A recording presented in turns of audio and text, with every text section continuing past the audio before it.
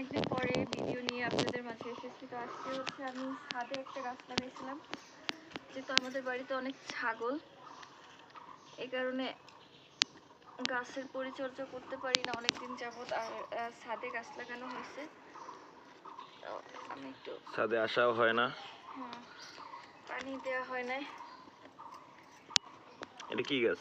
বেগুন গাছ, অনেক শখ করে লাগাইছিলাম, কিন্তু খেয়েছে কিসে?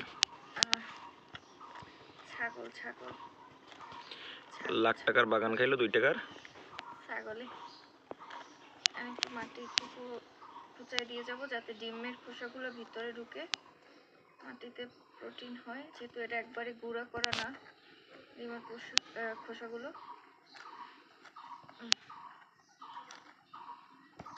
একদম শক্ত হয়ে গেছে, দেখছো?